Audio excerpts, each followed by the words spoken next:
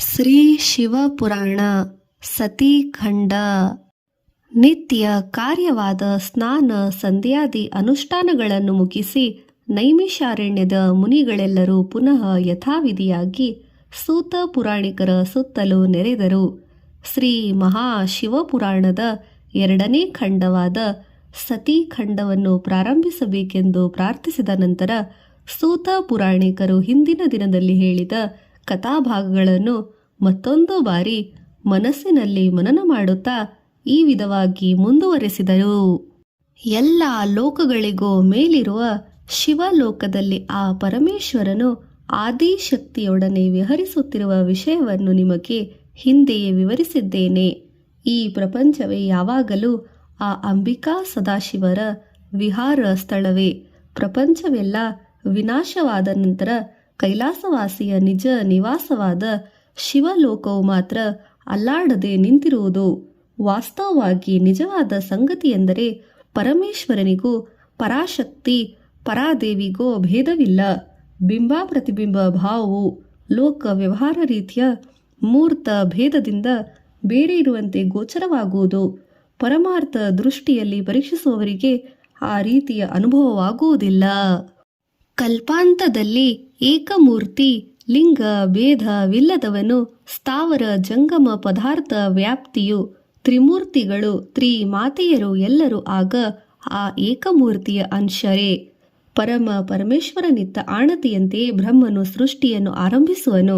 5 ವಿಧವಾದ ಸೃಷ್ಟಿ ಏರ್ಪಡುತ್ತಾ ಇರುವುದು ವಿಷ್ಣುವಿನ ಸಲಹೆಯಂತೆ ಶಿವಾರ್ಚನೆ ಮಾಡಿದ ಬ್ರಹ್ಮನ ಶರೀರದ ಮಧ್ಯದ ಅವಿಮುಕ್ತಿ ಎಂಬ ನಾಸಿಕಾ ಮೂಲದಿಂದ ಮಹೇಶ್ವರನು ಸಂಪೂರ್ಣಾಂಶದಿಂದ ಅರ್ಧ ನಾರೇಶ್ವರನಾಗಿ ಪ್ರಭವಿಸಿ ಪ್ರಕಟನಾಗುವನು. ಆತನೇ ರುದ್ರನು. ಈ ಪ್ರವಚನ ಪ್ರಾರಂಭದಲ್ಲಿ ನಾನು ಸ್ತುತಿಸಿದ್ದು ಈ ರುದ್ರ ಮೂರ್ತಿಯನ್ನೇ. ಆತನು ಹುಟ್ಟಿದೊಡನೆ ಅನೇಕ ಹೆಸರುಗಳು ಅವನಿಗೆ ಬಂದವು. ಹೀಗೆ ರುದ್ರಗಣಗಳು ಆವಿರ್ಭವಿಸುವಂತೆ ಮಾಡಿಕೊಂಡನು. ಸಕಲಾಂಬಿಕೆಯು ಪ್ರಕೃತಿ ಸ್ವಸ್ವರೂಪಳಾದಳು. ಈಕೆಯನ್ನು ಉಮಾ ಎಂದು ರುದ್ರನು ಹೆಸರಿಟ್ಟನು. ಈ ಪ್ರಕೃತಿಯು ದ್ವಿತೀಯ ತೃತೀಯ ರೂಪದಲ್ಲಿ ಸರಸ್ವತಿ ಲಕ್ಷ್ಮಿ ಎಂಬ ನಾಮಧೇಯದಿಂದ ಕ್ರಮವಾಗಿ ಬ್ರಹ್ಮ ವಿಷ್ಣುವನ್ನು ಹೊಂದಿದರು. ಲೀಲಾರ್ಥವಾಗಿ ಬ್ರಹ್ಮ ವಿಷ್ಣು ಮಹೇಶ್ವರರೆಂಬ 3 ರೂಪಗಳು ಕಲ್ಪಿತವಾಯಿತು ವಿನಃ ವಾಸ್ತವವಾಗಿ ಈ ತ್ರಿಮೂರ್ತಿಗಳು ತ್ರಿಆತ್ಮಕ ಮೂರ್ತಿಯ ಒಂದೇ ಸ್ವರೂಪ. ಪದೇ ಪದೇ ಈ ಸಂಗತಿಯನ್ನು ಸ್ಮರಣೆಗೆ ತರಲು ಕಾರಣವೇನೆಂದರೆ ನಾನು ಆಗಾಗ ಮಾಯಾಮೋಹಿತನಾಗಿ ಸ್ಮರಣ ಮಾಡಿಕೊಳ್ಳುತ್ತಾ ಇರುತ್ತೇನೆ. ಆದುದರಿಂದ ವಿಸ್ಮಯವಾಗಿ ಆ ಗುಣಗಳ ಮಾಯೆಯು ಬಹಳ ಮಹಿಮೆಯುಳ್ಳದು. ಆದುದರಿಂದ ಈ ಪ್ರಕಾರವಾಗಿ ಹೇಳುವುದು ಜರುಗುವುದು ಇರುತ್ತದೆ. ಪ್ರಕೃತಿ ಮಹಾತ್ಮೆ. ಶೈವಜ್ಞಾನ ಜಿಜ್ಞಾಸುಗಳಿರ ಸಮಸ್ತ ಜಗದಾಧಾರನಾದ ಪ್ರಕೃತಿಯ ಮಹಾತ್ಮೆಯನ್ನು ನಿಮಗೆ ವಿವರಿಸುತ್ತಿದ್ದೇನೆ, ಶ್ರದ್ಧೆಯಿಂದ ಕೇಳಿರಿ. ಒಂದಾನೊಂದು ಸಮಯದಲ್ಲಿ ಆದಿಪುರುಷ ಆದಿ ಪ್ರಕೃತಿ ಇವರ ಮಧ್ಯೆ ಈ ಪ್ರಕಾರದ ಸಂಭಾಷಣೆ ಜರುಗಿತು. ಸಕಲಾಂಬಿಕೆ 14 ಲೋಕಗಳಲ್ಲಿಯೂ ನಾನೇ ಶ್ರೇಷ್ಠನು, ಅಗ್ರಗಣ್ಯನು. ಅವುಗಳನ್ನು ಸೃಷ್ಟಿಸಿ ಪರಿಪಾಲಿತನಾದನು. ಅವುಗಳನ್ನೆಲ್ಲ ಸಂಹರಿಸುವಾತನು ಕೂಡ ನಾನೇ ಆಗುವೆನು. ನನ್ನ ತ್ರಿಗುಣಗಳಿಂದ ಬ್ರಹ್ಮ ವಿಷ್ಣು ಮಹೇಶ್ವರ ರೂಪಗಳನ್ನು ಹುಟ್ಟುವವು. ಭಕ್ತರಿಗೆ ತಾಪಸಕರಿಗೆ ರಾಕ್ಷಸರಿಗೂ ಕೂಡ ಹೀಗೆ ಎಲ್ಲರಿಗೂ ವರದಾನ ಪ್ರದಾನ ಮಾಡುತ್ತೇನೆ. ಅಷ್ಟೇ ಅಲ್ಲ, ಹಲಾಹಲ ವಿಷವನ್ನು ಭಕ್ಷಿಸಿ ಲೋಕಗಳನ್ನು ರಕ್ಷಿಸುವವನೂ ನಾನೇ. ಎಷ್ಟೋ ವಿಕಾರವೆಂದರೆ ದಿಗಂಬರ ರೂಪಿಯಾಗಿ ಲೋಕದಲ್ಲಿ ಸಂಚರಿಸುವವನು ನಾನೇ. ಪಾರ್ವತಿಯನ್ನು ಪ್ರೀತಿಯಿಂದ ನೋಡುತ್ತಾ ಹೇಳಿದನು, ಇದರಿಂದ ವಿರಾಟ ಮೂರ್ತಿಗೆ ಅಹಂ ಅಂಕುರಿಸುವುದೆಂದು ಪ್ರಕೃತಿ ರೂಪಿಣಿಗೆ ಮನ ದಟ್ಟಾಯಿತು. ನಿಜವಾಗಿ ಪುರುಷ ಪ್ರಕೃತಿಯಲ್ಲಿ ತಾರತಮ್ಯವಿಲ್ಲ. ಪುರುಷನು ಪ್ರಕೃತಿಯ ಸ್ವಾಧೀನದಲ್ಲಿರುವನು. ಪ್ರಕೃತಿಯ ಸಹಾಯವಿಲ್ಲದೆ ಪುರುಷನು ಯಾವ ಕಾರ್ಯವನ್ನು ನೆರವೇರಿಸಲಾರನು. ಪುರುಷನಲ್ಲಿನ ಮಿತಿಮೀರಿದ ಅಹಂಕಾರವನ್ನು ಪ್ರಾರಂಭದಲ್ಲಿಯೇ ನಶಿಸುವಂತೆ ಮಾಡಲು ಅಂಬಿಕೆಯು ನಿಶ್ಚಯಿಸಿದಳು. ಈ ಪ್ರಕಾರವಾಗಿ ಸಲಾಪವು ಮುಂದುವರಿದಿದ್ದಂತೆ ತನ್ನ ಶರೀರಕ್ಕೆ ಲೇಪಿಸಿದ್ದ ಗಂಧದಿಂದ ಸ್ವಲ್ಪ ತೆಗೆದು ಮುಟ್ಟಿ ಅದನ್ನು ಚೆಂಡಿನ ರೂಪ ಮಾಡಿ ಅದರಲ್ಲಿ ನವರತ್ನ ಸುವರ್ಣ ರಜತಾದಿ ವಿಶೇಷತೆಗಳನ್ನು ಹುದುಗಿಸಿ ವಿಶೇಷ ರಮ್ಯತೆಯಿಂದ ತಯಾರು ಮಾಡಿ ಗಂಡನಿಗೆ ಕೊಟ್ಟು ಇದನ್ನು ಮನಸ್ಸನ್ನಿಟ್ಟು ನೋಡಿ ಎಂದಳು. ವಿರಾಟ ಪುರುಷನು ಅದನ್ನು ನೋಡುತ್ತಾ ಹಿಂದೆ ಮುಂದೆ ತಿರುಗಿಸಿ ನೋಡಲಾಗಿ ಅದರಲ್ಲಿ ಒಂದು ಚಿಕ್ಕ ದ್ವಾರವಿತ್ತು ಗೋಚರಿಸಿತು. ಸೂಕ್ಷ್ಮ ದೇಹಧಾರಿಯಾಗಿ ಶಿವನು ಅದನ್ನು ಪ್ರವೇಶಿಸಿದನು. ಅಷ್ಟು ಚಿಕ್ಕ ಚೆಂಡಿನಲ್ಲಿ ಎಷ್ಟು ಭಿನ್ನತೆ, ಎಷ್ಟು ವಿಶೇಷ! ಅದರಲ್ಲಿ ಪ್ರವೇಶಿಸಿದ ಶಿವನು ವರ್ಣನಾತೀತನಾಗಿ ಒಂದು ಉದ್ಯಾನವನ್ನು ಪ್ರವೇಶಿಸಿದನು. ಸಮಸ್ತ ಜಾತಿಯ ವೃಕ್ಷಗಳು, ಪೊದೆಗಳು, ಫಲ ಪುಷ್ಪಲತೆಗಳು ಕಾಣಿಸಿದವು. ಅಲ್ಲಿಂದ ಮುಂದೆ ಚಲಿಸುತ್ತಾ ಪದ್ಮಲತೆಗಳನ್ನುಳ್ಳ ಸರೋವರಗಳು, ಎಲ್ಲ ಜೀವ ಜಲ ಪಕ್ಷಿಗಳು ಚಲಿಸುತ್ತಾ ಇದ್ದು ವೃಕ್ಷಗಳಲ್ಲಿ ವಾಸಿಸುವ ಎಷ್ಟೋ ಪಕ್ಷಿಗಳು ಕಾಣಿಸಿದವು. ಇನ್ನೊಂದು ದ್ವಾರವನ್ನು ದಾಟಿ ಒಳಗೆ ಪ್ರವೇಶಿಸಿದಾಗ ಅಲ್ಲಿ ದಶಮುಖನು 40 ಬಾಹುಗಳನ್ನೊಳಗೊಂಡು ತನ್ನ ಮೈಮೇಲೆ ನಾಗಾಭರಣಾದಿ ವಿಶೇಷ ಭೂಷಣಗಳಿಂದ ಕೂಡಿ ಜಡೆಯಿಂದ ಕೂಡಿ ಸಮಸ್ತ ಆಯುಧಧಾರಿಯಾಗಿ ಮತ್ತೊಬ್ಬ ಶಿವನು ಕಾಣಿಸಿದನು. ಅಲ್ಲಿ ಆ ಶಿವನ ಮುಂದೆ ಅತೀವ ಪ್ರಮಾಣದಲ್ಲಿ ಅಂಬೆಯು ಕಾಣಿಸಿದಳು. ಆಕೆಯ ಮುಂದೆ ತನಗಿಂತ ಪ್ರಕೃತಿಯ ಮೇಲೆ ಎಂಬುದಾಗಿ ಶಿವನು ಒಪ್ಪಿಕೊಂಡನು. ಮತ್ತೊಂದು ದ್ವಾರವನ್ನು ದಾಟಿ ನೋಡಲಾಗಿ ಒಂದು ದಿವ್ಯವಾದ ಭವನವು ಕಾಣಿಸಿತು. ಅದರಲ್ಲಿ ನವರತ್ನ ಸಿಂಹಾಸನರೂಢಳಾದ ದೇವಿಯನ್ನು ಆಕೆ 2 ಪಾರ್ಶ್ವಗಳಲ್ಲಿ ಬ್ರಹ್ಮ ವಿಷ್ಣು ಸ್ತೋತ್ರ ಮಾಡುತ್ತಾ ಇದ್ದು, ನಟರಾಜ ಮೂರ್ತಿಯು ಆಕೆ ಎದುರಿಗೆ ನಾಟ್ಯವನ್ನು ಮಾಡುತ್ತಾ ತನ್ನನ್ನೇ ಹೋಲುವ ಮತ್ತೊಬ್ಬ ಶಿವಮೂರ್ತಿಯನ್ನು ನೋಡಿದನು.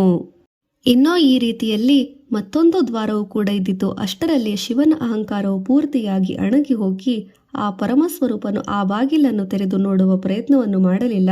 ಅಂಬಾ, ಹೌದು ಹೌದು, ಎಲ್ಲೆಲ್ಲಿಯೋ ನೀನೇ ಇರುವೆ ಎಂದುಕೊಂಡ ತಕ್ಷಣವೇ ಚೆಂಡು ಮಾಯವಾಯಿತು. ವಿರಾಟ ಪುರುಷನು ಹೇಗೆ ನಿಜ ದೇಹದಲ್ಲಿ ತನ್ನ ಸಕಲಾಂಬಿಕೆಯೊಡನೆ ಸಲ್ಲಾಪವಾಡುತ್ತಾ ಇದ್ದದ್ದು ಯಥಾಪ್ರಕಾರವಾಗಿ ಇದ್ದೇನೆ ಎಂದನು. ನಾನೇ ದೊಡ್ಡವನು ಎಂದು ತಿಳಿಯುವುದಕ್ಕಿಂತ ಮಿಂಚಿನ ಅಪರಾಧ ಮತ್ತೊಂದಿಲ್ಲ.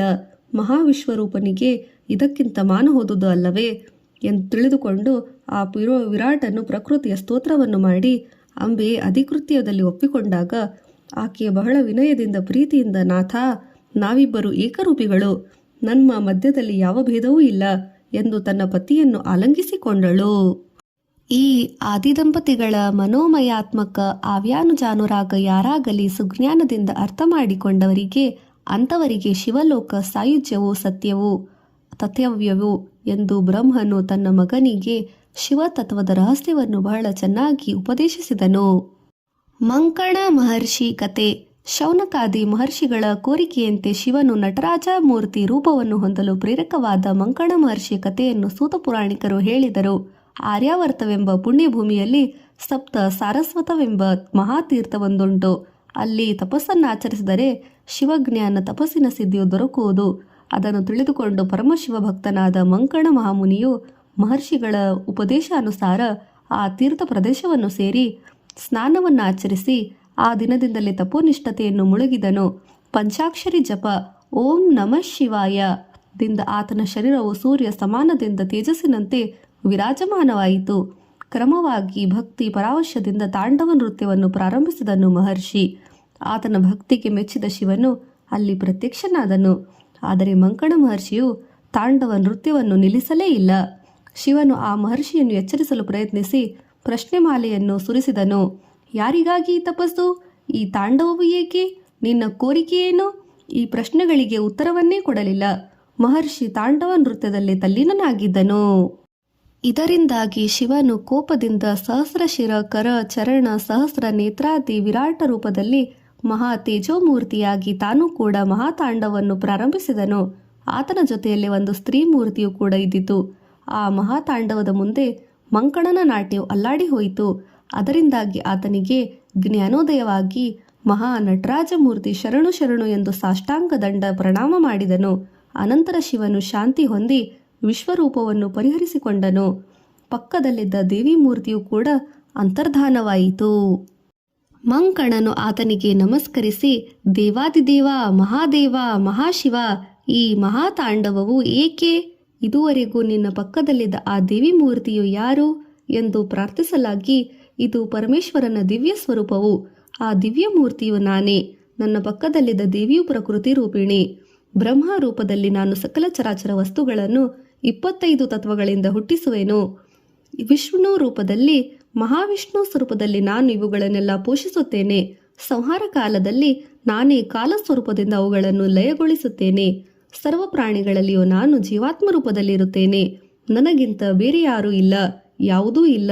ಈ ತತ್ವಗಳನ್ನು ಗ್ರಹಿಸಿ ಭಕ್ತಿಯಿಂದ ನನ್ನನ್ನು ಉಪಾಸಿಸಿ ಶಿವ ಸಾಯುಜ್ಯವನ್ನು ಹೊಂದು ಎಂದು ಆಣತೀರ್ಥನು ಪರಮೇಶ್ವರನು. ಆದುದರಿಂದಲೇ ಲಿಂಗರೂಪಿಯು ಅರ್ಧನಾರೀಶ್ವರನು ನಟರಾಜನೂ ಆದ ಎಲ್ಲವೂ ಶಿವಮಯವೇ ಎಂದು ವಿವರಿಸಿದನು ರೋಮಹರ್ಷಣ ಪುತ್ರನು. ಬ್ರಹ್ಮನು ತನ್ನ ಸೃಷ್ಟಿ ಕಾರ್ಯವನ್ನು ಮಾಡಲು ರುದ್ರಮೂರ್ತಿ ಚೇತನದಿಂದ ಪ್ರೇರಿತನಾಗಿ ತನ್ನ ದೇಹವನ್ನು ಅರ್ಧನಾರೀಶ್ವರನಾಗಿ ಮಾರ್ಪಡಿಸಿಕೊಂಡನು. ತನ್ನಲ್ಲಿ ತಾನೇ ರಮಿಸಿದನು.